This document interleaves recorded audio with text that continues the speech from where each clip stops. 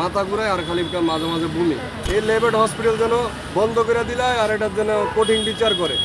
17 থেকে 18 জন ডাক্তার আমার অপারেশন করে। এই যে দেখেন কাটাছিরি, এটি কথা ছিল যে এই নারায়ণগঞ্জ হইল বেটার বাড়ি, ওনার পাথর অপারেশন করছে মেজর হারুন স্যার, পরে ভুল অপারেশন করে ওনাকে মেরে ফেলছে। একটা রুমের ভিতরে 6 জনে মিললা 2 থেকে 3 ঘন্টা যাবত আমার বেরেন্ডা ওয়াশ করছে।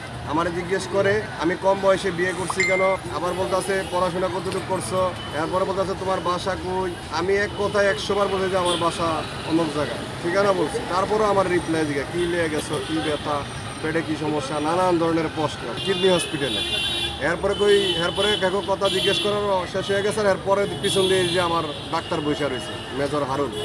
আমার সিটিতে কোনো জায়গায় উল্লেখ নাই যে মেজর হারুন, এই সিটিতে লেখা নাই যে সে এখানে থাকবে, কিন্তু মেজর হারুন স্যার ওই কিডনি হসপিটালে আমার আগে যে বসে রয়েছে। তাহলে চিন্তা করেন এরা এই মামলাটা ধামাচাপা দেওয়ার জন্য এই কাজগুলো করতেছে। যাক, তদন্তর পরে আমার তো 2-3 ঘন্টা ব্রেন ওয়াশ করলো। আমি এরপরে বললাম যে স্যার আর কিছু লাগবে, বলছে যে না। তো যাক, আমি বের হয়ে গেলাম। আবার 2 দিন পরে ফোন দিয়া তোমার আসতে হবে। গেলাম, তোমার কি কি অভিযোগ এগুলো একটা সিডিতে লেখা দাও। আবার দিয়ে এলাম, এরপরের দিন সিডিতে লেখা।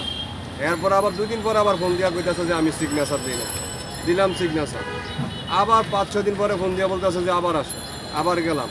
মানে এরকম করতে করতে মানে ওরা চাইতেছে যে মামলাটা ধামাচাপা দেওয়ার জন্য আর খালি আমার মানে এমন তো ঘুরাইতেছে না, হলে 50 বার গেছি, খালি ঘোরাঘুরি করতেছে।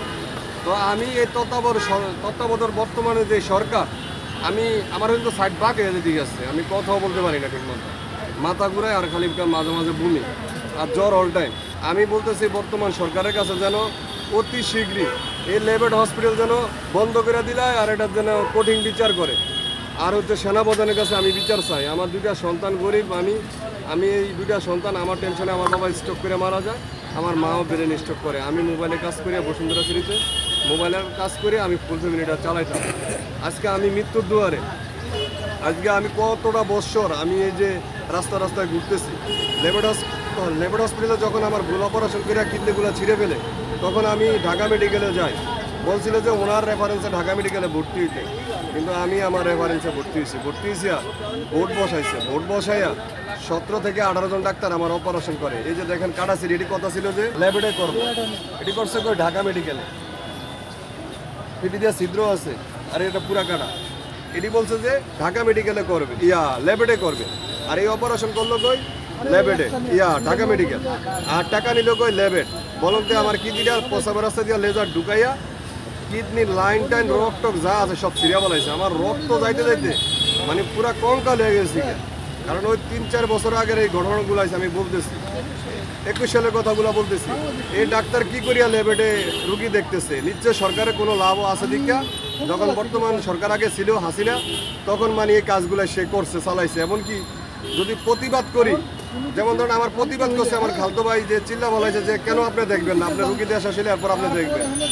এর ফাঁকি দিয়ে কই থেকে না এলো 20 থেকে 25টা পোলাবে না এই দামাদাম কয়েকটা ঘুষা থাবর আমার খালতো ভাইটারে। আমার খালতো ভাই আমার ঢাকা কলেজে পরে মাইদুরকে আরম্ভ করে দিলেছে, আমার ভাইটারও মারছে। পরবর্তীতে বলতেছে যে তোরা চিল্লাবি, তোর ভাইয়ের কোনো লাশও পাবি না, যদি চিল্লাস তোরা লাশও পাবি না, এখান থেকে বাড়ি করে দিবি, তোর বাইরে বললাম।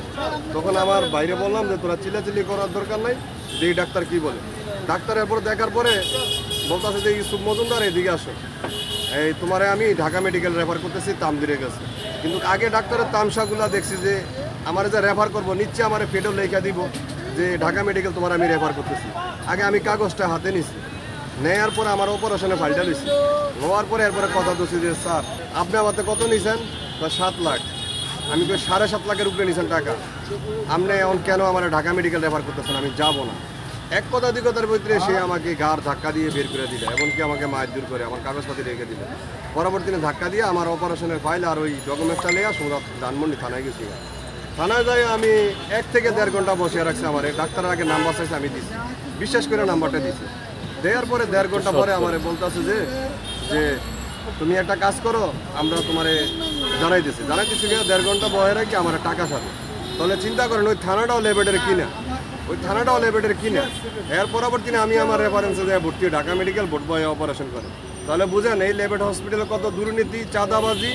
এই ধানমন্ডি লেবেট, আমি আবার বলছি ধানমন্ডি লেবেট, দয়া করে ওখানে যাবেন না। আমার কাছে 4টা ভিডিও আছে, প্রথম ভিডিও হইলো এই নারায়ণগঞ্জ হইলো বেটার বাড়ি, ওনার পাথর অপারেশন করছে মেজর হারুন স্যার, পরে ভুল অপারেশন করে ওনাকে মেরে ফেলছে। সেই ভিডিওটা আমার কাছে আছে, আমার মোবাইলে ভিডিও ফুটেজ, ভিডিওটা বাইরে বের করে যমুনা নিউজটা। এর পরের রইলো ঘটনা, একজন হ্যাঙ্গোস্কোপি করলো,